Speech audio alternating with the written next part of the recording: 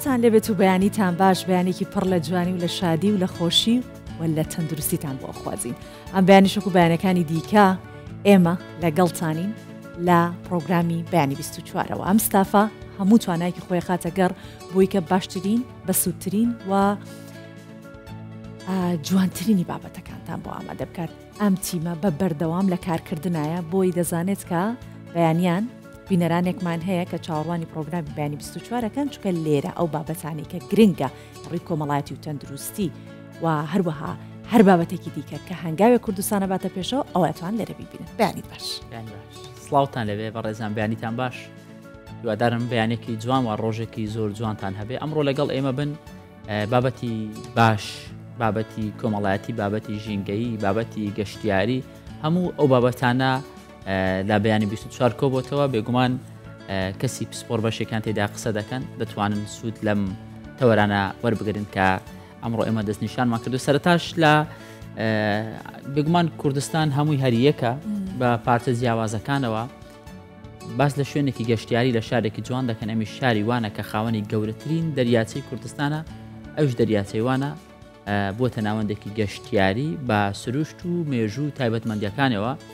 و ئەم گەشتیارانەی سەردانی وان دەکەن ستایشی جوانیەکەی ئەم شارە دەکەن. بەڵێ جاهاکار کەسین دەکارتە گەشتیاری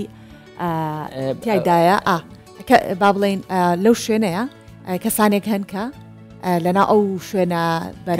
کار دەکەن. وایە سۆبان کەمێک ئەوەیان هەیە، ینی با بڵێن تۆزە گلەی هەیە ئەو ساڵ گلەیەکان ئەوەیە کە ڕێژەی گەشتیاری کەم بووە وەکو ساڵانی ڕابردوو. منش هەر هەمان مەبەستم هەیە، ینی لەوێ ئەو ناوچەیە وەکو ساڵانی ترنیە، ئەمەش بەهۆی ڕێژەی کەمبوونی ئاوگە هەرچەند ئەم ساڵ باران و بەفرێکی زۆر باش باریوە گەشتیار، بەڵام لەگەڵ ئەوەیە حەزەکە بچێتە ئەوێ ئاوێکی زۆری لێ بێت و جەوێکی خۆش بگۆڕێت کە ئاوگە کەمە بێتەوە. بێگومان کاریگەریە خاتە سەر گەشتیاریش. بزانین ئەم راپۆرتە چۆن باس لە کەمبوونەوەی گەشتیاری وە شوێنە جوانەکانی وان دەکات.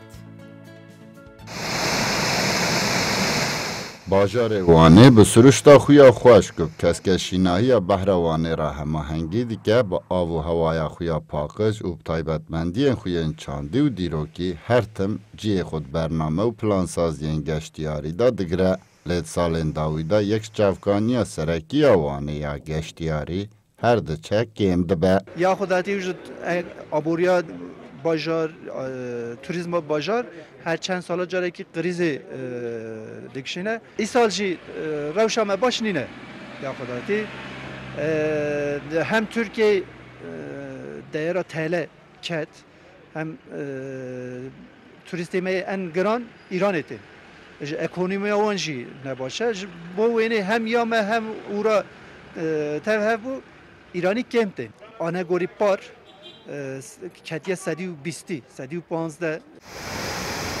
Geştiyarkar balê dikişînin ku dabezîna nirxê perê Tirk ji bo geştiyarên rojavayî derfeteke û divê ji bo ew geştiyar fêrî xweşiyên Wanê bibin plansaziyan amade bikin. Em li Sulava Bêgirê ku di her demsalê de xaleka serekiya geştiyariye rastî Alexis û Tara tên ku welatiyên Fransa û Amerîkayê ne. I'm Alexis. Ez 34 salî me û ev 6-7 mehek ku li welatên Ewropa û bajarên Tirkiye bi duçerxeya xwe digerim. Min bihîst bû ku wan bajarekî mezin û xweş e. Ez bi ser Tatwanê ve hatim û li hawildoriya gola Wanê geriyam û çûbûm bazî dê. Dema ku ji vê derê derbas bûm min dît ku ev der ciyekî xweş û balkêş e. Nihat vegerê de jî ez ê li ciyên xweş yên bajêr bigerim ku ji bo kampkirinê jî gelek ciyên guncav hene. Bi rastî ev der û Sulav jî pir xweş e û hêjayî dîtinê ye. Ez li Stenbolê xwendekarim. Hevalekî min ê ku ji vê derê heye û ji bo xebatên xwe dihat Wanê. Min jî xwest bûyî re li vê derê bigerim. Li Wanê gelek tiştên xweş hene ku min jê hez kirîn. Di serî de li gor Stenbolê û bajarên din ên mezin bajarekî ku hewaya wî gelek paqij e. Behra Wanê û hêwildoriya xwe gelek paqij û balkêş e. Em li girava Axtamarê geriyan. Çûn kela Wanê û me taşteya Wanê xwar. Bi rastî hemû ji hev xweştir û xweşiktirin. Karta geştiyarî ji bo Wanê çavkaniyeka serekî ya aborî ye. Her çi qas li Wanê geştiyarî kêm bûbe jî bi taybet سولاوا بیگری خالکا کو ده هر دم سال دا سردانا گشتیاران را وکریه و گلک گشتیار سردانا و دکنه صدق ارن کردستان 24 وان باشە دێنە سەر بابەتێکی دیکە باسی فستیڤاڵی ساڵانەی شلێک ئەەکەین لە ناوچەی سیروانی پارێزگای سنە بەڕێوچ دوێنێ فستیڤاڵی نۆک هەبوو لە ڕۆژهەڵات ئەمجارە شلیکەکە لە سنەجا هەر سنە بەناوبانگە بە بەرهەمهێنانی شلیک سنە لە ئاستی ئێران و ڕۆژهەڵاتی کوردستان وەک باسم کرد بە شاری شلێک ناسراوە اینجا شارێکی ناسک و جوان لە کوردستان شلێکیشی تیا بەرهەم بهێنرێت چونکە لە کۆی ئەو 120,000 تۆن شلیکەی کە لە هەموو ئێران بەرهەمەهێنرێت بەشێکی زۆری بەر سنەکەوتووە کە 65,000 تۆنی هی پارێزگای سنەیە و پارێزگای سنەش دەڵێت کە شلێک بۆتە بڕاندی پارێزگای ئێستا با پێکەوە بچینەوە فستیڤاڵە بیبین فستیواڵی شلیکە لە ناوچەی سیروانی پارێزگای سنە هاوڵاتیان و بەرپرسانی ئەو پارێزگایە لێرە کۆبوونەتەوە بۆ ئەوەی وەرزی ڕنینەوەی شلیک ڕابگەێنن سنە بە شاری شلیک ناسراوە هەر بۆیەش فستیواڵی ساڵانەی شلیک زۆر بە گڕوتینەوە بەڕێوە دەچێت پارێزگای سنەش دەڵێ شلیک یان خۆیان گوتنی توت فەرەنگی بووەتە براندی سنە مینێک زەرفەتێکمان هەستکە و زەرفەتە دەوسان و کوردستان فهمیدین ظرفیتی فوق العاده است اشی لحاظه برندسازی کار کردی هر وقت بود تو فرنگی انجام بگم و به هر حال تکمیل زنجیره ارزش و وقتی که اگر قرار فراوری صورت بگیره اگر قرار محصولات به صورت تبدیل بید حالا نام انسان خواهان انجام بید صنایع تبدیلی افزایش بیاید بو اوی که بتوانین گفت فستیوالی که دسترسی به میوانیه بتوانین عرضه کن نیاز به سردخانه‌گل مخصوص هست که پارێزگای سنە ساڵانە 450,000 تۆن بەرهەمی باغی هەیە لەو ڕێژەیە 65,000 تۆنی شلیکە و بەشی زۆریشی هی دەوروبەری سنە و ناوچەی سیروانە ئەوە جوای کردووە لە ئاستی ئێران و ڕۆژهەڵاتی کوردستان زۆرترین شلیک لە سنە بەرهەم بێت و بەشێکیشی بە وڵاتانی دەوروبەر هەناردە دەکرێت. ئەوزای ئێمە لە منتەقەی سنە و سیروانە لە تۆلیدی توتفەرەنگی حرفەیین و دانشێ تۆلیدی توتفەرەنگی هەم علمی هەم عەمەڵی خۆشبەختانە لە ئێستان کوردستانە بوومی بووە و تشاوەرزای ئێمە لەم زەمینە کامڵەن قەوی بوون. لە حوزەی سەنایە تەبدیلیشە بەحسی سەردخانە و صنایع تبدیلی لپاره کوتاه امسال فوق العاده رشد خاص ما کرده تقریبا 2 برابری بو سردخانه من ظرفیتی و امیدوارم لسالهای آینده ش سرمایه گذاری های یک انجام بو که بتوانین رونق بین بم حوزش جوتیار و بەختداران لە ناوچە جیاجیاکانی ڕۆژهەڵاتی کوردستان هەوڵ بۆ ناساندن و بە بازارکردنی بەرهەمەکانیان دەدەن وەکو چۆن کرماشان بە هەنار و شنۆ بە گێلاس ناسراوە ئاواش پارێزگای سنە بە شلیک دەناسرێتەوە و دەرفەتی کاری وەرزیشی بۆ زیاتر لە 5,000 کەس ڕەخساندووە هەر بۆیە سێم مانگی بەهار هاوڵاتیانی سنە ڕوو لە سیروان دەکەن بۆ ئەوەی بە هەڵپەڕکێ پێشوازی لە پێگەیشتنی شلیک بکەن.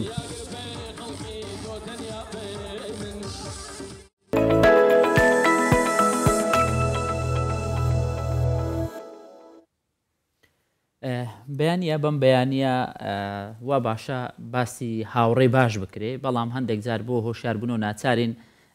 کەمێک باس لە هاوڕێی خراپ و بابەتی هۆشیاری و ئاگاداربوونەوەش بکەین بابەتێکمان هەیە هاوڕەیەکە خەنجەر بەدەستە ئەمیش جگەرەکێشانە زۆر زار دەگوترێت جگەرە دۆستە بەڵام بێ ئاگا لەوەی دۆستێکە بەردەوام ناخت دەسووتێنێ ساڵانە 8 ملیۆن کەس بەهۆی جگەرەکێشانەوە گیان لە دەست دەدەن کە 15 مردنەکان هۆکاری جگەرە و نێرگەلە کێشانن و 150 مردنەکان تەمەنیان لەسەروی 70 ساڵیە بەڵێ جا لە 176 دیاردەی جگەرەکێشان لە ناو پیاواندا ڕوئەدات و وڵاتی ناوڕۆ خاوەنی بەرزترین ڕێژەی جگەران کە نزیکەی نیوەی دانیشتوانەکەی جگەرەکێشن جگە لە ناوڕۆ کریبیتی و میانمار چیلی و بولگاریا بەتەنیا لە ئەمریکا جگەرە ساڵانە زیانی لە 128 ملیارد دلار تێدەپەڕێن کەم زیانە نەخەڵی دەدا بێگومان بەهۆی نەخۆشکەوتن و سەردانی کردنیان بۆ نەخۆشخانەکان. جا هاکار جگەرە ساڵانە 1 تریلیۆن دلار لەسەر ئابووری جیهان دەکەوێت و 4 گەورەترین بەرهەمهێنەری تووتن لە جیهاندا ئەم وڵاتانن کە چینە، هندستانە، بەرازیلە و ئەمریکاشە. ١٨ جگەرە کێشەکان لە سەرجەم وڵاتاندا لە چینی مامناوەند و هەژارەکانن، سوێد، ئوسترالیا، نیوزیلاند، کەنەدا. ئەم 4 وڵاتان ڕیزبەندی یەکەم تا 4ەمی جیهانیان گرتووە بۆ هەبوونی کەمترین ڕێژەی جگەرەکێش کە لەم وڵاتەدا دەژین. لەسەر ئەم بابەتە بوەست. بەڵێ جا لەسەر ئەم بابەتە ئەوەستین چونکە ئەمڕۆ ڕۆژی جیهانی بەرەنگاربوونەوەی تووتن و جگەرەیە و ڕێگەکانی دوورکەوتن لە جگەرەکێشان با ئەمە لە ڕێی ڕاگەاندنەکان ئێمە چاکی بکەینەوە. ئەمڕۆ ئەو ڕۆژەیە کە پێ ئەوترێت نۆ تۆباکۆ نەک نۆ سێگارێت، یعنی واتە ئێمە ئەو نەزەقی نەکەینەوە بەس بڵێن ڕۆژی بەرەنگاربوونەوەی جگەرەکێشانە هەر بەگشتی هەموو ئەو شتانی کە تووتن و هەموو بابەتانی کە پەیوەستە بە تووتنەوە. بۆیە ئەمڕۆ بەو هیواین کۆمەڵی خەڵک هەبن ئەمڕۆ بڕیاری ئەوە بدەن تووتن بە هەموو شێوازێک بەلاو بنێن. میوانێکمە لەگەڵ دەبێ، میوانێکی ناسرا و شارەزا بە ڕێژی یوسف عوسمان، شارەزا و ڕێنماییکاری دەرونی. مامۆستا زۆر بەخێر بێت. بەخێر هاتی. فێرم مەکە چۆن جگەرە بکێشم، فێرم کە چۆنی تەرەکەم هەنگاوەکانی تەرەکەم. بیانیتان باش، بیانیتان بەخێر و خۆشی و هیوادارم ئەم بەرنامەی ئێوە بێتە هەنگاوێک بۆ ئەوە کەسانی کە تەکنیکێک بۆ کەسانی کە جگەرە دەکێشن و واز لە جگەرە چێشان بێن. مامۆستا لەوە دەست پێ بکەین کەسێک جگەرەکێشە بە دیار ئێمە دانیشتووە چ ڕێگایەکی ئاسان و کورت هەیە بۆ ئەوی واز بێنێ؟ ئەو پاڵنەرانی کە دەبێت هۆی جگەرە کێشان یەکەمین پاڵنەر لە هەرزەکارەکانەوە دەست پێ دەکات، پاڵنەری لاساییکردنەوەیە. پاڵنەری لاساییکردنەوە یەکەکە لە گەورەترین هۆکارەکانەوە کە هەرزەکارەکان پەنای بۆ دەبن. هەرزەکارەکانیش باشترین ئامادە باشیان هەیە بۆ ئەوەی فێری جگەرە بن، چونکە گەشەی هۆرمۆناتیانەوە دەست پێ دەکات و بە تایبەتی گەشەی هۆرمۆناتی جەستیان دەست پێ دەکات و نمووی هۆرمۆناتی مێشک دەست پێ دەکات. هەر شتێک کە وەردەگرێ یەکسەر ئێمە پێڵێن تەعەود ڕادێ لەسەری شتێکیش کە ڕاهات لەسەری دوای دەگاتە قۆناغی ئالوودەبوون ناتوانێ وازی لێ بێنێت. لە هەرێمی کوردستاندا ئەگەر بەپێی ئەو ئامارانەی ڕاست بێت کە وەزاری تەندروستی بڵاوی دەکاتەوە 26 هەرێمی کوردستان جگەرە دەچێشێت لەو 26 176 گەنجن لە تەمەنی هەرزەکاری لە تەمەنی 13 ساڵی تا دەگاتە تەمەنی 30 ساڵی زۆرترین ڕێژەیە کە ئەو جگەرە دەچێشێت. بۆیە قۆناغی هەرزەکاری قۆناغێکی زۆر ئەساسە. سەبەبی سەرەکیشەوەیە کە لاسایی دەکاتەوە یەکەمیان سوۆسیال میدیایە، زۆر جار هەیە لە ڕێگای سوۆسیال میدیا لاسایی دەکاتەوە. دوو کۆمەڵی برادەرە کە برادران بێکەوە کۆ بنەوە لە شوێنێکەوە لە کۆڵانێکەوە بەزی دایک و باوکیان وزگەرە دەچێشن، یان لاسایی براگەورە و باوکو و ئەوانە دەکەنەوە. یاخو زۆر جار هەیە دەبێتە هۆی ئەوەی کە جۆرێک لە ماڵێت تونند و تیژیان بەرامبەر بەکارهاتوە، دایک و باوک ئیهمالی کردووە. لە زۆر ئەو گەنجانەمان پرسیوە هۆکاری سەرەکی چییە تۆ جگەرە دەچێشی؟ دەڵێ من کەس ڕەفیقم نییە لە ماڵێ، دایک و باوکم خەریکی ئیش و کارەکانی خۆیانن، فراغێکی عاتفیم بۆ دروست بووە، من هەست بە بوونی باوک ناکەم، هەست بە باوەشی دایک ناکەم. ئەوان شەو ڕۆژ مەشغوڵ و کاری تایبەتی خۆیان هەیە، تەنها بۆ ناخواردنیش کۆ نابینەوە. بۆیە هیچ هاوڕێکم نییە لە دەرەوە، ناچارم پەنا بەمە بەر ئەم جگەرە. ئەمە هۆکارێکی زۆر سەرەکیە. بۆیە ئەو کەسانی کە لە ماڵەوە جۆرێک سۆزداری هەیە لە بینیانەوە، وابەستەی سۆزداری هەیە، ینی تەرابوتی عاتیفیان هەیە لە بینیانەوە، کەمترین شت پەنا بن بۆ جگەرە کێشان. پێوەرێکیش هەیە لە جگەرە کێشان، ئەڵێ هەر کەسێک ڕۆژانە هەر جگەرە بچێشێ، هەر جگەرە کە 0.5 میلیگرامی تێدا بێ، هەر جگەرە بچێشێ ڕادێت پێوترێت جگەرە چێش. بەڵام لە هەر جگەرە کێشان کەمتر تەنها بۆ زەوقە، بۆ زەوق و بۆشتیوە هەر کاتێ ئەوێ تەرکات. مامۆستا هەر بەگشتی ئەگەر بۆ زەوقیش بێت هەر هەڵێ، چونکە ڕەنگە زۆر جاریش دەمێ ئێستا ئەسەرنج بخینە سەر ئەوە. زۆر جاریش تێکەڵبوونی کولتورەکان ئێمە لە دوایەوەی کە بارودۆخی سووریا وای لێ هات، لە سووریا زۆر ڕەواجی هەیە نەرگەلە کێشان و تەنانەت بۆ خانمانیش و بۆ پیاوانیش بە هەمان ڕێژەوە بە هەمان شێوە. ئەو با بڵێن ئەو حاڵەتە هاتە پێشێ و کۆمەڵی خەڵک هاتن بۆ کوردستان دیاردەی ئەم کافتریانە زۆر زیاتری کرد خەڵکێکی زیاتر تا چەندێک کولتوریش کاریگەری هەیە یانێمە کولتوری کوردی خۆمان بۆ یان نەکرد وەکۆیکە باسیەکەم کولتورێکی دیکە تێکەڵ بۆتە هۆکار نەرگلە لە ئاسیای ناوەڕاستەوە هاتۆتە لای ئێمە بۆ هیچ تێکڵاوبوونی ئەو کەلتورەوە هەیە ئەگە بیرتان بێ ئەو تەمسیلێکی کوردی هەیە ساڵی هەفتەیەکانەوە ئەوەی تێدا نالەوازان نێرگلەی تێدایە کەواتە ئەو کاتەشەوە هەبووە کە لە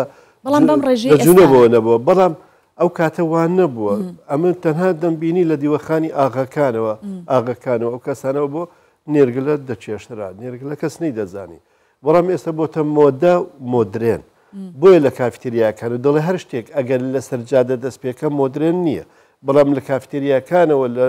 نێتەکانەوە دەست پێ بکات کافی نێتەکانەوە بێتە مۆدرێن و مۆدێل کاتێک کە هاتیش و لە کافتریاکانەوە دەستی پێکرد ئەتر ئەمە بووە شێوەیەکی یعنی باو بۆچی تۆ نێرگلە ناچێشی دیارە تۆ جاشتێکی تریش هەیە ئێستا بە تایبەتی کچان من زۆر ئەیان بینم ئەو ڤەیپە بەڕاستی دیاردێکی زۆر خراپە دیاردێکی زۆر ئەوەیە دکتۆرەکان زۆر تاکیدیان لەسەرەوە کردەوە کە ئەم جگارە ڤەیپانە ئێستا باس لەسەرەوەژەکەی کاوانە چەندێک کاریگەریانە بێت و چۆن لەسەر مامۆستا تایبەت بە جگارەکێشان ینی زۆر جار بابەتەکە پەیوەندی بە بابەتەکی پەروەردەیی هەیە ینی بۆ نمونە کەسی وا هەیە باوکمان مامان ئەو کەسانێک کە لە خۆمان بەتەمەترن دەڵێ کاتی خۆی لە غیابی باوکم مەسەرەن دایکم داپیرم جگەرەشی پێدەدام بۆی هەز بکە کە پیاوێک لە ماڵەوە هەیە تا چەنەمە ڕۆڵی هەبووە ئێستا ماوە ئەو بابەتانە جگەرە کێشان هاوڵی چابووە لە دیوەخان کەسێک چوو بە ماڵی کەسێکەوترەوە ئەگەر جگەرێکی نەدابە نەنگیەکی گەورە وعیبێکی گەورە بوو ئەیوت چوومە ماڵیان و جگارەیەکیشی نەدامێ لە تەعزیان و لە پرسە جگەرە دابەش دەکرا لە ڕۆژی جەژنان جگەرە وشتیوا دابەش دەکرا ینی ئەیوت عیبە با جگەرەمان هەبێ میوانمان دێت جا ئەمە وەکو کەلتورێکی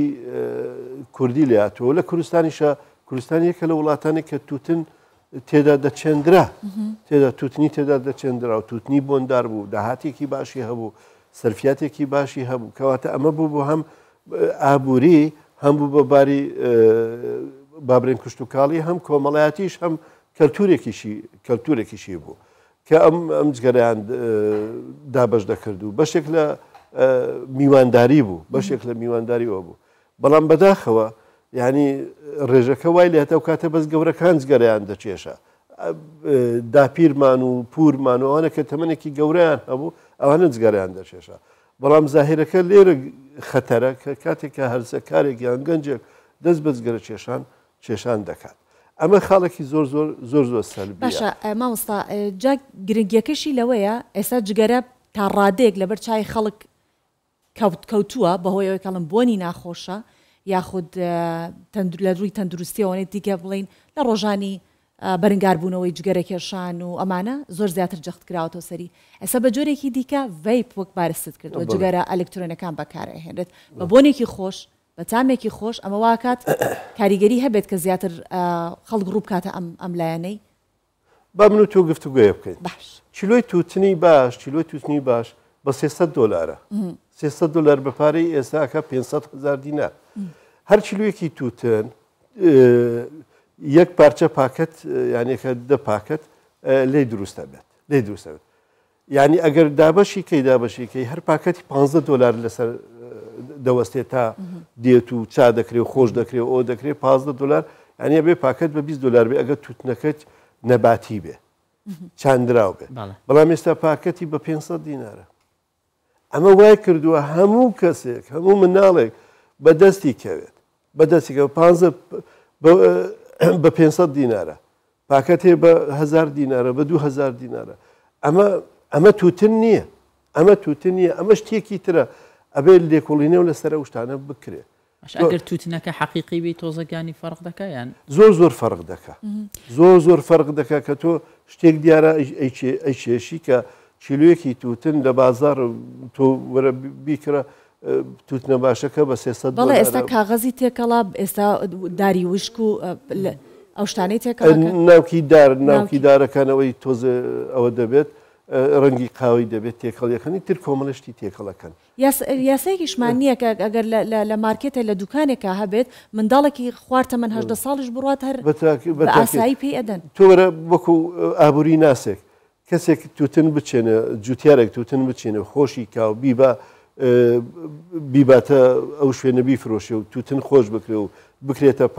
جغرە و ناو فلتەر و ئەو قەپاغ و دوای بازرگان قازانجی لێ بکە و گومر قازانجی لێ بکە و بێنێتە دوکاندەر چۆن بە 500 دینارە بێت ئەم قازانجە چۆن دەستکەوتوە کەواتە ئەم پاکاتانە کۆمەڵی شتی لە دواوەیە ئێمە ئەبێ هۆشیاری ئەوەمان هەبێت جا ئەم پەروەردەیە زۆر ئەساسە پەروەردەی ماڵ یعنی تۆ هەرچەند لە ماڵی دایک و باو جگەرە نەخۆن مناڵەکە جگەرە ئاخوات بەڵام کاتێک کە فەراغێکی سۆزداری هەبێت فەراغێکی عاتیفی کێشەی ئێمە لەوەدایە نەک مادەی ئێستا 5 مادەمان هەیە لە کوردستانە مناڵەکانی ئێمە پێوانە جیرۆ دەبوون پێیانەوە ئیدمان جگەرە کێشانە ئەمەی ترە ئەوەی ڤەیپەکەیە نێرگلەیە مادە هۆشبەرەکانە مۆسیقای مخدراتیە ئەم مۆسیقا مخدراتی وشتیوانە ئێستا وا لە کوردستانە و بڵاو بۆتە هۆی حالەتی هەڵچوون هەیەجان کوشتن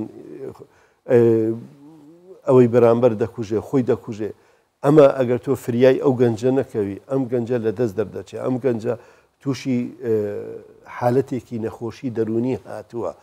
ئەم فراغی دروست بێتە ئەم فراغەیە بە باوکێکەڵێ ئەڵێ مناڵەکەت پێویستی بەتوێ ئەڵێ هەموو شتێکم بۆ دابین کردووە ئۆتۆمبیلم بۆی کڕیوە خانوو هەموو شتم بۆ کردووە ڕاستە ئیشباعی مادی کراوە بەڵام ئیشباعی ڕوحی نەکراوە من و تۆ ئۆتۆمبیلمان هەیە خانوومان هەیە هەموو شتمان هەیە موچەیەکی باشمان هەیە بەڵام دڵم ئیسراحەت نییە بە من دەڵێ مامۆستا خەوم لێ ناکەوێت شەو کەواتە چێت تۆ پێویست بە ئیشباعێکی ڕوحی هەیە ئەم ئیشباع ڕوحیە بۆ گەنجەکان ئەبێ لە قوتابخانە ئەبێ لە ماڵ دەست پێ بکە لە قوتابخانە دەست پێ بکە لە هۆیەکانی وەسا ئەو سوۆشیال میدیاوە دەست پێ بکە ئەمە یەکێکە تۆ سەیری سوۆشیال میدیاکەی هیچی بۆ گەنج تێدا نییە هەمووی تێدا تێ کوشتنە گرتنە ئیتر شتی ترە لەو بابەتە ئەمە فەوزایەک لە مێشکی ئینسان دروستەکە لە ڕووی سایکۆلۆجیەوە هەر شتێک ئەگەر فەوزا لە مێشکی ئینسان دروستکە ئینسان ڕێگایەکی هەڵە دروست دەگرێت خۆشی نازانی بۆ دەکات زۆربەی گەنجەکان کە پێی دەڵێ بۆ جگەرە دەچێشی دەڵێ نازانم ئەلێ بۆ شەڕدەکەی دەڵێ نازانم ئەڵێ کاکە بۆ لە قوتابخانە فەوزات دروست کردووە ئەڵێ نازانم بەدوای یەکشت بگەڕن ئەگەر ڕوونکردنەوەی کە بێ وەکو چارەسەر ینی زۆر جار کەسێک هەیە گەنجێکە ئاڵوودە بووە بە جگەرە کێشان دەڵێ بەڕاستی دەمەوێت تەرکی بکەم بەڵام ناتوانم چی بکەم پێم تەرک ناکرێت ئەم نەبوونی ئیرادەی پەیوەندی بەچی هەیە چۆن بتوانێت ئیرادە و هێز بۆ خۆی دروست بکە لە ڕووی سایکۆلۆجیەوە هەموو شتێک پێویستی بە ئیرادەیە ئیرادە چیە ینی خۆنرخاندن تۆ تا چەند ڕێز لە خۆت دەگری و تا چەند خۆت خۆش دەوێت تا چەند هاوڕێی خۆیتی ئەمە ئیرادەیە یەکێک دەڵێ وڵا ئەم کارە بکە دەڵێ ئیرادەم نییە یعنی ئیرادە چیە هەمومان باسی ئیرادە دەکەین ئیرادەم نییە لەگە برادەرەکەم پێک بێمەوە ئیرادەم نییە جگەرە تەرکەم ئیرادەم نییە مەشروب چکە جگەرە ئەبێتە مەشروب دوایە بێتە نێرگلە دوایە بێتە مخدرە دوایە بێتە ئەلسکا موسیقای مخدراتیە ئەمانە هەمووی دروستە بێت کەواتە ئەبێ زۆر ئاگامان لەوە بێت ئیرادە بریتە لەوەی تا چەند تۆ بایەق بە مناڵەکەی خۆت دەدەیت ئەوە ئیرادەت بۆ مناڵەکە دروستە بێت تۆ مناڵێکت هەیە بچووکە ئەڵێ مامۆستا ئەو مناڵی من ئیرادەی نییە ئەڵێم تا چەند بایەخی پێدەدەیت تا چەند لای تۆ گرینگە ئەو مناڵە بایەخی پێدەیت تا چەند فراغی بۆ پڕ دەکەیتەوە بەقەدەر ئەوەنە ئیرادەی دروستە بێ هەر مناڵێکیش ئیرادەی دروست بوو هەرگیز شتی غەڵەت ناکە ئەوانەی کە شتی غەڵەت دەکەن چ لە ڕووی تەندروستی زیان بە جەستەی خۆی بگەینە چ بە ژینگەی دەوروبەر بگەینێ چ بە کۆمەلگای دەوروبەر بگەینێ هەمووی ئەوەیە کە تووشی داڕمانی دەرونی هاتووە لە ڕووی ئیرادەوە ئیرادێکی سفری هەیە تووشی حرمانی عاتفی هاتووە بۆیە چێ لە شوێنێکی تررا تەوزیعەکە کەواتە خاڵی یەکەم ئەوەیە چۆن ئیرادە لە ناو ماڵەوە دروستکەین چۆن وا بکەین دایک و باو کاتی هەبێ بۆ مناڵەکەی خۆیە ئەگەر دایک و باو کاتی هەبێ بۆ مناڵەکەی خۆیەوە باشترین کات چۆنە ئەڵێ ئەگەر هەموو باوکێک نانی ئێوارەی لەگەر مناڵەکانی خۆی خوارد و شەو نەچوە دەرەوە ئەو باشترین بەختەوەرترین خێزانە بۆ هیوایی کە لە ناو کوردستانە لەو باوکانەمان نمونیان زۆر بێت دایک و باوک لە باوکەکە نەچێتە دەرەوە زۆر باش باوکەکە نەچێت باوکە دایکەکەش زۆر جار ئەچێتە ماڵی خوشکی ئەچێت ئەڵێ باشیان لە ماڵە با من بڕۆم نابێشتیوە ئەبێ باشترین شت نانی قەدیمی بۆچی وابوو لەگە بانجی مەغرب هەموو لە ماڵ بوو کاتە کۆبوونەوەی عالی عیلیمان نییە پێکەوە دانیشتنی خێزانیمان نییە بۆی خەتەرەکە زۆر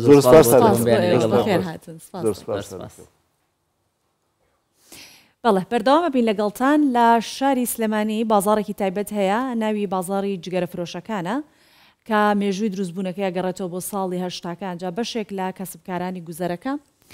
لەگەڵ ئەوەی پیشیان جگەرە فرۆشیە بەڵام خۆیان جگەرە ناکێشن بۆ بەشێکیشیان دوای ساڵانێک لە جگەرە کێشان وازیان لە جگەرە هێناوە. بازارێکە هەموو جۆرەکانی جگەرە و نێرگەلەی تیا دەفرۆشرێت. زیاتر لە 100 کاسبکار لەم بازارەدا کار دەکەن.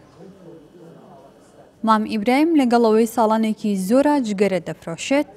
چیرۆکی بەشێک لەو جگەرە کێشانەمان بۆ باز دەکات کە بە تەواوەتی ئالوودەی کێشانی جگەرە بوون. من بەهیچ شوێ جگەرەم نەکێشاوە و تام دەقێژ یەک جگەرەم نەکێشاوە بەڵام ئیشەکەی من جگەرە فرۆشتنە و زۆر جاری ژیانی ئەو کەسانی کە دێنێرە کێشەی جگەرە کێشانیان زۆر زۆرە. مەسەلەن کەسێک فێری نەوعێک بووە هەرو ناوعەمەوێت ینی ئەو کەسانی کە جگەرە واز لێ نەهێنن ئەو کەسانە کە بە مناڵێن کەس بە جگەرە نەمردووە بە مناڵێن جگەرە هیچ مشکلێکی نییە بەڵام وانییە جگەرە خۆی لە ئەستا شتێکی کوشندەیە لە هەموو دنیا بەرەنگاربوونەوەی هەیە ئەمەکو خاڵی یەکەم وەکو ناحیەی تەندروستیەکەی بەڕێی من داواکاریشم لەو کەسانی کەژگەرە کێشن هەوڵ بن یعنی ئەگەر نەشتوانێن تەواوینەکە کەمی کاتەوە ئێمە کە خەڵکی وایە بۆ لامانەڵێ ڕۆژی سێ پاکە جگەرا کێشمێن و کاکە تۆ خۆ دەکوژی. لەگەڵ بەرزبوونەوەی ڕێژەی بەکارهێنەرانی جگەرە و جگەرەی ئەلکترۆنی بە تایبەت لە ناو گەنجاندا لیژنا هاوبەشەکانی قایمقامەتی سلێمانی چەند ڕێنمایەکی تایبەتیان بەو شوێنانە دەرکردووە کە جگەرە و ڤەیپ و جۆرەکانی دیکەی جگەرەی ئەلکترۆنی تێدا دەفرۆشن. پابەندیان دەکەن کە جگەرە بە کەسانی خوار تەمەن 18 ساڵ نەفرۆشن. باشێک لەو کەسانەی کە لەم گوزەرەشدا کار دەکەن گەنجن بەڵام خۆیان پاراستووە لە کێشانی جگەرە. با بڵین خۆم لێرەمە تا ئێستا جگەرەم نەکێشاوە و هیچ حەزێکیشم بۆی نەبووە تا ئەم دەقەیە بۆ چونکە ئەزانم خراپە یعنی هەر کەسێکیش بێ با بڵین بزانم لە تەمەنی لە سەر 18 ساڵیشەوە بێت کەیە بۆ ناڵێت جگەرێک کامە خۆشە بی بەمیان شتێک یانی وەکو شتێ پێی بڵام ئەمە بکێشە پێی ناڵم هیچ مێ کێشە یان ئەم شتە بەرە زۆر خۆشە بۆی فێریکەم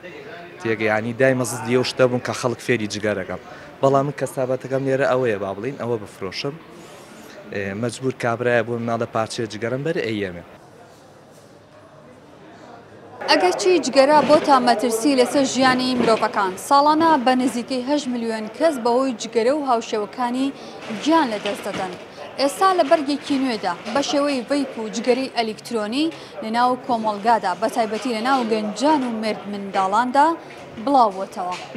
دالیا کەمال کوردستان 24 سلێمانی.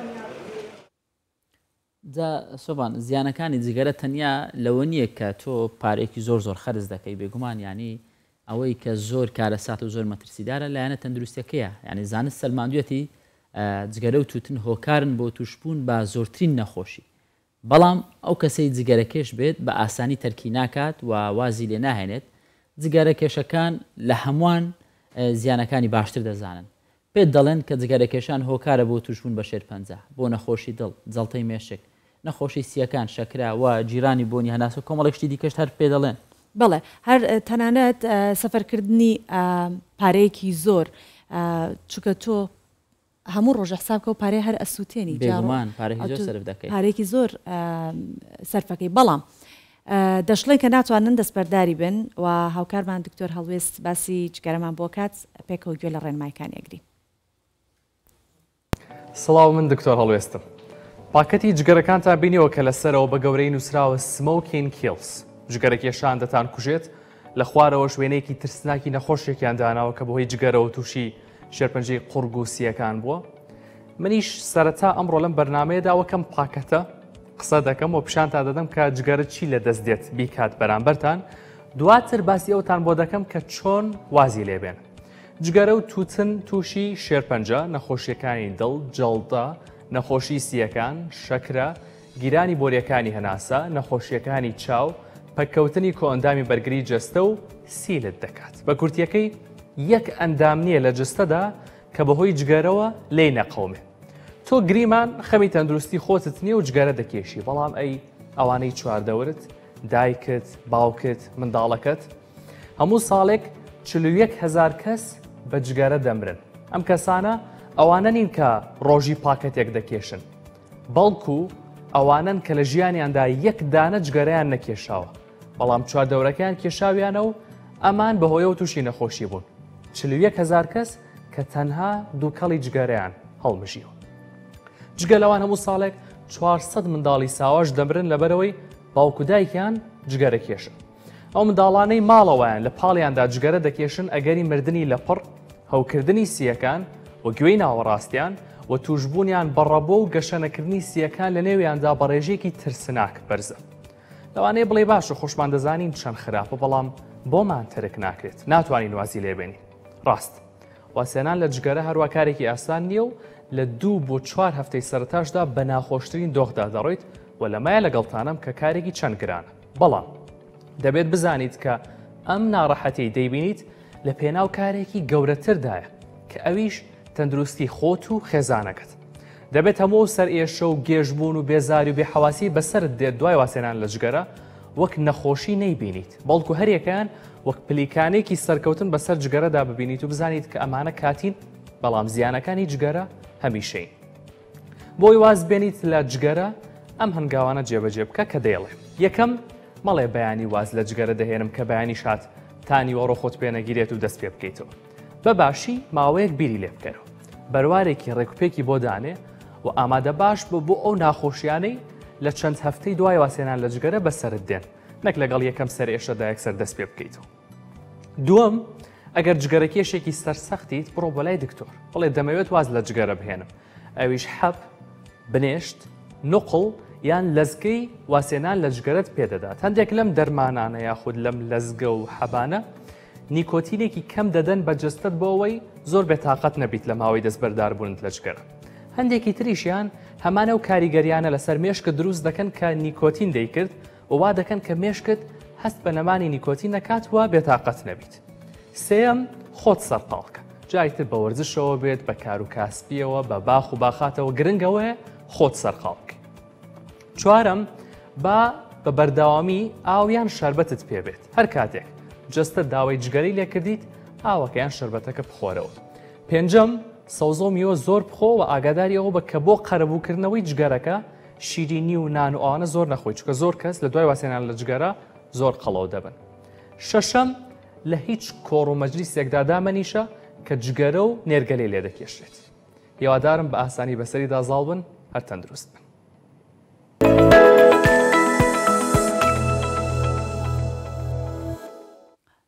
دێنە سەر بابەتێکی دیکە چەند ڕۆژە لەمەوە بەربوو هەر لە کوردستان 24ەوە زۆربەی خەڵکی کوردستان ئاگاداری ئەو بابەتە بوون کە شاندێکی ناشڤێڵ سەردانی هەولێری کرد ماوەی هەفتەیەک لەرەمانەوە. ئەو شاندا جا بە مەبەستی ئەوەی کە ڕاگەاندنی دەستە خوشکی بوو لە نێوان هەولێر و لە نێوان ناشڤێڵ. جا ئەنستیتۆی کوردی کولتوری کوردی ئەمریکی ماوەیەکە کار بۆ هەماهەنگی لە نێوان هەردوو شارەکە، هەم لە نێوان ناشڤڵ هەم لە نێوان هەولێر ئەکات و چەندین چالاکیشیان ئەنجام داوە. یەکێک لەم چالاکیانە مەراسیمێک بوو لەسەر قەڵای هەولێر، بۆی لەسەر ئەم بابەتە دەوەستن قسەی زیاتر دەکەین بەڕێز ئازاد سەمین بەڕێوەبەری هەرێمی ئینستیتوێتی کللتوری کوردی و ئەمریکی لەگەڵمانە. کاک ئازاد زۆر بەخێر بێت. بەخێر هاتی کاک ئازاد لەوە دەست پێ بکەین ئەو هەماهەنگە کللتوریە چییە کە لە نێوان هەولێر و ناشڤڵ دەبێت؟ ئەمە ڕێکخراوێکمانێ بە ناوی ئینستیتوتی کللتوری کوردی ئەمریکی. ئامانجی ڕێکخراوەکە ئێمە ئەوەیە پردی کەلتوری لە نێوان کوردستان و ئەمریکادا دروست بکەین. لە ڕێگا بۆشۆپ و بێکتر ناسینی ئەو دوو نەتەوەیە بێکتری زیاتی، چونکە لە ناشڤڵ ئێمە نزیکەی 20,000 کوردمان هەیە لەوێ. ئیتر ئەو کوردانە زۆربیان لە پەیوەندیدان لەگەڵ کوردستان و ئەمە دەمانێت ئەو پەیوەندیانە ڕێک بخرێت، چونکە خەڵکی باشمان لەوێ هەیە، خەڵکانێکی زۆر باش پێگەیشتون لەوێ زیاتری کارکردنیەمە لەسەر دروستکردنی ئەو پردە کەلتوریەیە. باشە کاگازات تا چەندە ئەم جۆرە دەستە خوشکایەتێ لە نێوان هەولێر و شارەکانی دیکەی جیهان گرنگە سوودێ بە کوردستان ئەگەێنێت. زۆر گرنگە گرنگەکەی لە چیدا مەسەڵەن بۆ نمونە لە عێراق دەبینی کێشەی هەلە گەورە هەیە کە دەڵێن عێراق استقرار نییە و زۆر جار ئێمە لە هەرێمی کوردستانیشدا بۆ ئاگرە سوتاوین بەڵام ئەگە کە تۆ تەماشای هەولێر دەکەیت تەماشای هەرێمی کوردستان دەکەی زۆر جیاوازتر لە باقی عێراق بۆ نمونە ئەمن و ئاسایش لێرە هەیە استقرارێکی زۆر هەیە ئەوانە وا دەکات دەرگای ئاڵوگۆڕی بازرگان زیاتر بکرێتەوە ئاڵوگۆڕی کەلتوری زیاتر بکرێتەوە مەسەلەن ناخۆ لە ڕووی پەروەردەیی و لە ڕووی تەندروستی و ئەو پەیوەندیان دروست دەبێت زۆر جاران ڕەنگە زۆر شەریکات بێ لێرە ئیش بکە لەبەرەوەی کە دەڵێن عێراق ئەمین نییە یاخود جێگایەک نی خەڵک بتانی کاری تێدا بکە نایەن بەڵام کوردستانیش بە ئاگری ئێوە سوتاوە. باشە ئەو پێوەرانە چین کە شارێکی وەکو ناشڤێڵ یان هەر شارێکی دیکە دەستە خوشکە با بڵێن لە بۆ شارەکەی خۆی زیادەکە هیچ پێوەرێکی دیاریکراو هەیە؟ بەڵێ عادەتەن ئەو دوو شارە کە دوو شار کە بڕیار دەبن بە دەستە خوشی یەکتری دەبی ئەو دوو شارە هاوشانی یەکتری بن. بۆ نمونە ئێمە شاری ناشڤێڵ پایتەختی ویلایەت تێنسیە هەولێر پایتەختی هەرێمی کوردستانە وەکو دوو ویلایەت کە تەماشای بکەین. هەولێر نزیکەی 2 ملیۆن دانیشتوانی هەیە نفوسی هەیە ناشڤێڵ نزیکەی 1.6 ملیۆن کەس تێدا دەژی تاوان 800,000 لە ناو شارەکە دەژین و 800 لە دەوروبەرەکەیدا دەژین. هەولێر شارێکە قەڵای هەیە قەڵای هەولێر کۆنتری شوێنە لە هەموو دنیا دەکات تا ئێستا ژیان تێدا بەردەوامە. لە ناشڤێڵیش ناشڤێڵ بە شارێکی بە میوزیستی بەناوبانگە شاری مۆسیقا چۆن ئێمە کالیفۆرنیامان هەیە مەسەلەن لۆس ئەنجلس بە هۆڵیت بەناوبانگە ناشڤێڵ بە مۆسیقا بەناوبانگە. ئەگەر تۆ تەماشای شاری هەولێر دەکەی هەولێر شارێکی فرەنەتەوەیە ناشڤێڵ بە هەمان شێوە ئەوانە لێکچوون شەرت نییە هەماشت بن بەڵام دەبێت هاوشانی یەکتری بن. باشە سەرۆکی شارەوانی جۆن کوپەر ناشڤێڵ باسیەوەی کردوتی بگەڕێمەوە ئەوێ بە خەڵکی ناشڤێڵ ئەڵێم خۆزگەیمەوە و کوردستان بین بۆچی کورچی لە کوردستان بینی کەواتن لێرە بەڕاستی خزمەتێکی زۆریاندی خانەدانی خانەوادەکانی هەولێریاندی جەوەکەیان زۆر پێخۆش بوو شێوەی کەلتوری خەڵکیان زۆر پێخۆش بوو گەڕان و سوڕان و ناوشار و شێوەی دروستبوونی ئەو فەرهەنگانێکی ئێمە هەمانە هەرچەندە لەوێ بای ئەوەندەوان ئاشنایەتیان بە فەرهەنگ و کەلتوری کوردی هەیە لەبەری کوردێکی زۆرمان لەوێ مەساڵان لەوێ نەورۆز دەکەین نەورۆزەکان مەسەن لە زۆربەی ویلایەتەکانی ترەوە دێنە ناشڤێڵ تەنانەت مانگی ئازاریشتان لەوێ ناساند بە فەرمی بەڵێ ئەوەش کراوە بە کاگازات دوای ئەوەی کە وەکو دەستە خوشتی یەک ڕاگەیاندران هەولێر و ناشڤێڵ بەڵێ هیچ هەنگاوی دواتر هاتە پێش مەسەلەن هەنگاویان هاوێشت بۆەوەی کە پەیوەندی ئابوووریەکانیان پەیوەندی کۆمەڵایەتەکانیان زیاتر ببوورە باوە ڕاستکەمەوە ڕانەگەێنراوە کاری لەسەر بەڵێ چۆنە ئێمە پارەکە مانگ ئەو پرۆژێ ئێمە لە ساڵی 2003 زۆر خەریکین ئیش لەسەر بکەین زۆر زەحمەت بوو ئەگەر ئەمە دروست بێت دەبێتە یەکەمین شار لە باکووری ئەفریقا و ڕۆژهەڵاتی ناوەڕاستدا کە دەبێتە دەستە خوش لەگەڵ شارێکی ئەمریکی ئەوە یەکەوە زۆر گرنگە. دووەمیشیان ئەمە کۆمەڵی کێشە دروست بوو کێشەکان مەسەلەن هاتنی داعش و ئەو کێشانێک کە حکوومەتی هەرێم هەیە بوو لەگەڵ حکوومەتی مەرکەزی ئەوان هاتنی کوڕۆنا و ئەوانە هەموو وای کرد شتەکان دوا بخرێ ئیترۆ بە خۆربەختانە پارەکە وەفدێکمان برد بە سەرۆکایەتی پارێزگاری هەولێر چوینەوە سەفرێکی ئیستیطلاعی بوو بەوێتە ناسین بوو و ئەم ساڵ ئەوان هاتنەوە ئەوانە دووبارە هەمان ینی درێژە پێدری سەفەری پێشترەکە ئەوان هاتنەوە سەدانی ئەریان کرد بزانە ئایا هەولێر لەباریان لەبار نیە بێ دەستە خوش بۆ هەڵسەنگاندن بوو و ئەم ساڵ هاتن خۆشبەختانە زۆریان بەدڵ بوو شتەکان هەموو وەڵامەکانیان کە لێمان دەپرسین ئەرێنی بوو بڕیار وایە لە هەفتی ئەم مانگی 6 بۆردی دەستە خوشکی ناشڤێڵ کۆ دەبێتەوە کە کۆبوونەوە لێ بڕیارت دەن بە بەڵێ یاخود نەخێر بۆی کە هەولێر بێت دەستە خۆشی یاخود نەبێت. باشە هەڵبەت ئەو پێوەرانە کە باسان کرد زۆر سەرنج خراوتە سەر بابەتە کۆمەڵایەتێکش لەگەڵ پەروەردەی لە ڕووی پەروەردەی و چۆن هەڵسەنگاندنیان بۆ کوردستان کرد لەگەڵ خۆیانە جیاوازی زۆر هەیە بەڵام لەگەڵەوەشدا لێکچوونیش هەیە ئەوان کە هاتن لەسەر چەند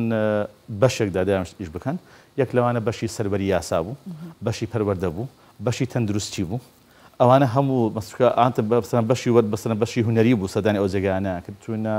سەردانی ژووری بازرگانیمان کرد بۆی لە هەموو ڕێکەوە تەمەشا بکەن ئایا تا چەند لەبارە بە هەر شێوێت تەمەشایان دەکرد زۆر لەبارە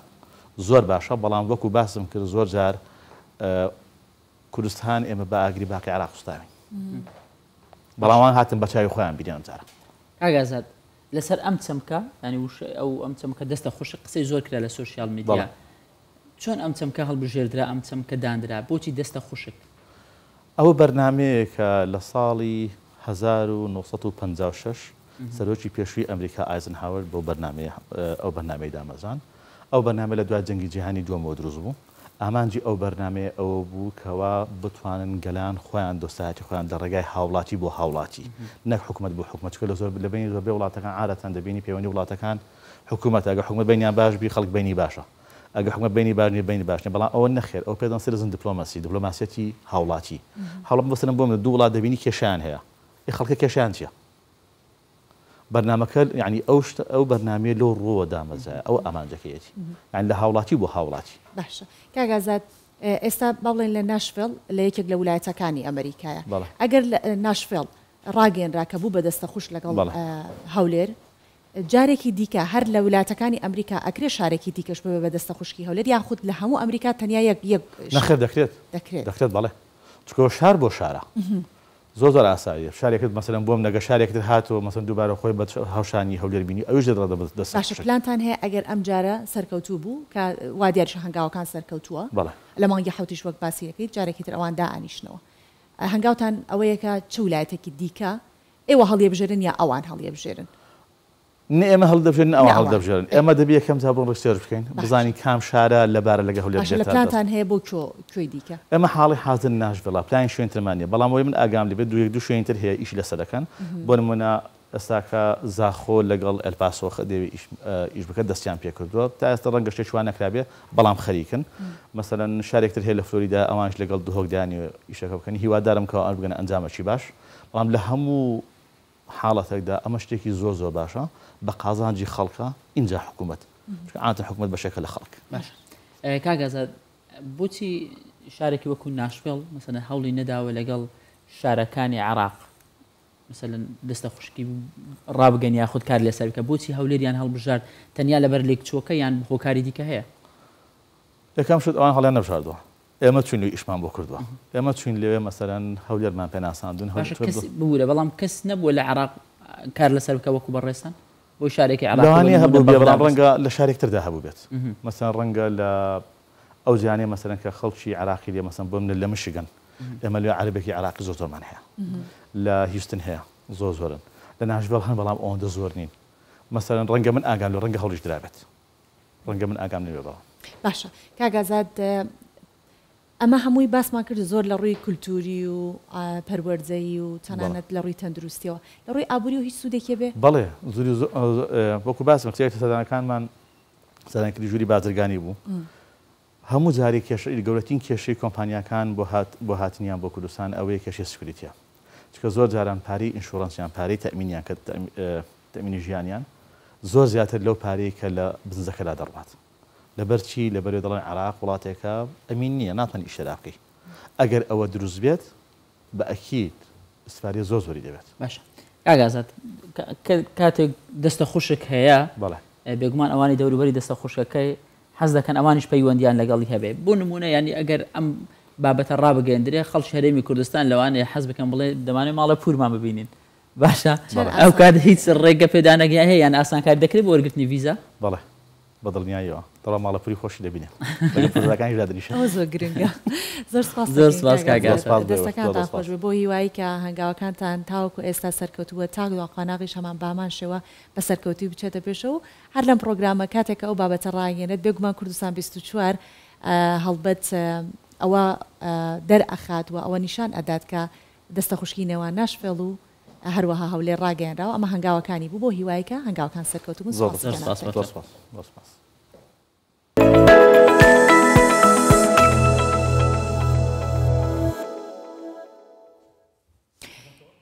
باش ئەچین سەر بابەتێکی دیکە بۆ ئەوەی خوێندنەوە بکەینە کولتور لە ناو گەنجان و تازە پێگەیشتوان ئەو براوی پێ بدەین زیاتر گەشەی پێ بدەین لە ڕانیە پێشبڕکەی خوێندنەوەی کتێب بەڕێوە چوە دواتر هەڵسەنگاندن بۆ باشداریکردنەکە کراوەجا پێشەوەی کە تۆ کۆتایی ینی بابەتەکەم وی تاڵکچەنە لەگەڵ کتێب خوێندنا بینە هەیە باشم دۆستایەتێکی باشم هەیە کتێبێت تەواوکەی بە چەندێک کتێبێک تەواو دەکەم ئێستا جیاوازە لەگەڵ ڕابردوو زۆر باش بووم ئێستا تۆزە سستیەکەی بەڕاستی گرنگ بەردەوام بوون بەڵێ ئەو پەیوەندیە وەکوی جاران نەمای بەڵام هەوڵ دەدەین دروستیکەینەوە بەهێزیکەینەوە وەک دەستپێکێکی پێشبڕچێکەش با بڵێن خوێندنەوەی بەرگی چوارەمی کتێبی بارزانی و بزوتنەوەی ڕزگاری خوازی گەلی کورد بۆ خوێنەران دەستنیشان کرابوو بەرگی چوارەمی کتێبی بارزانی و بزوتنەوەی ڕزگاری خوازی گەلی کورد لە دووتوێی زیاتر لە 100 لاپەڕە باست لە ڕووداوە مێژوویەکانی شۆڕشی گوڵان دەکات. بەرگی چوارەمی کتێبی بارزانی و بزوتنەوەی ڕزگاری خوازی گەلی کورد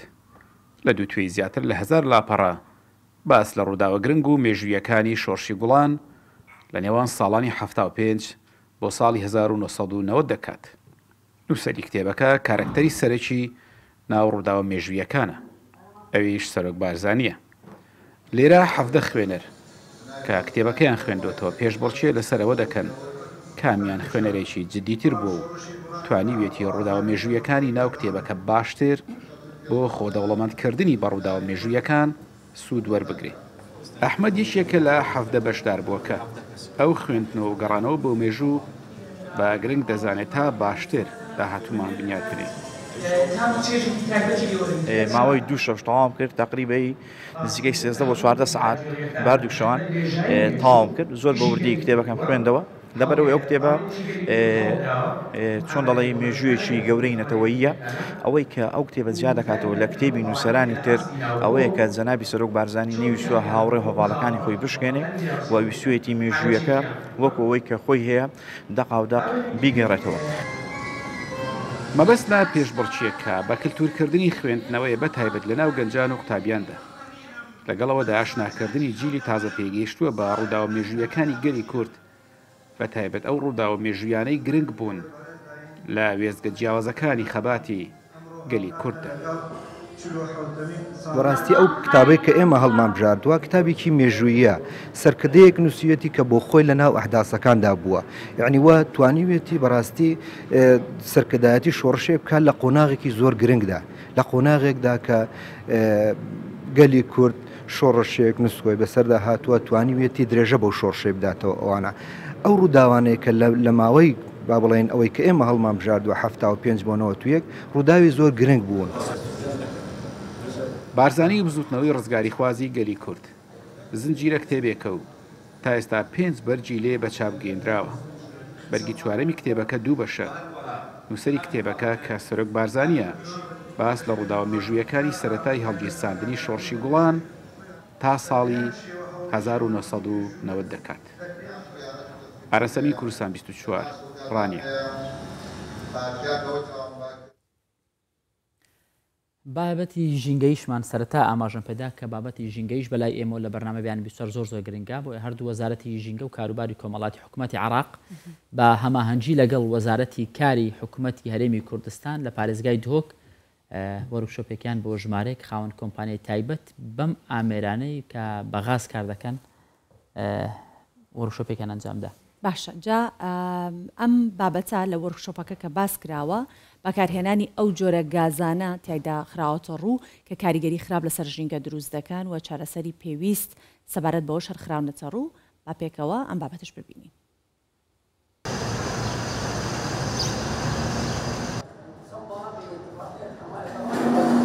وەرکشۆپێکە چەند ڕۆژیە کوشلای هەردوو وەزارەتên ژینگە و کاروبارên civakî حکوومەتە عێراقê ئەپەمان گیدگەل وەزارەتە کار یا حکوومەتە هەرێمê هاتیە ڕێکخستن. تێدا ماترسیên peydabûna maddên zerarbex ji gaza splêt û aftazînk û batazînk û bestîgir her wisa tebrîdên trombêla etêne baskirin û kar li dîtina rêgeçareyan hêtekirin. الورشة تتكون من 3 أيام، اليوم الأول هو يوم النظري. أفقولا راهنانه بوماوي سي روجايا. روجايا جبتني سيمينارن درباري ناساندنا ريكفتنا أوزون و أو بابتين دفي ريكفتنا داهاتنا رازفاكرن. روجا دوي وياسية راهنان براكتيسي دس بديكن لسر هند آميرين ساركرني و بفرقرتني و بكار إنانا موادين جمده. التثليج واستخدام مواع التثليج البديلة الحديثة. ئەو غازا ku ji bo aftazînk û batazînka tê tevkarînan Iraq hewl dide ji maddeyên zerarbexşên wan dûrkevîtin. Ji bo vê meremê jî ez sala 2008 were biryara qedexekirina gazên ji cûrê firyon, aryazda û ardwazde derkiriye ku karîgeriyê li ser texa ozonê dirist dikin. جبو 20 کمپانیت کو وگفت که کار ود کنه پاریزگاه ها دو کید گسر سه راه نارد ما هرچند یا تایبت بوش روی زانستی و مسئله جنگه و کار اینان وی غازی و غازات ایت کار اینان بو آفتازینکو باتازینکو سپلیت آوان تشتا کادب کمترین ضرر چا شین جنگه ها خو پاریزین آن ضرر لیدن چون اف غازات همی ضرر الجنگه هد کن. السال 2008 عراق در بازی ناوار کفتنا پروتوکل مونتریال یا تایبت بجنگه هد گل نتوین ایگرتی بو. کمرم جه پاقش را گرتنا جنگه ها جیهانه. جویوی آرمانجه جی به بردوام کار سرکم کرن آوان جورا غازات کتن ینکو کاریگری خراب لسر جنگه ادهیلن.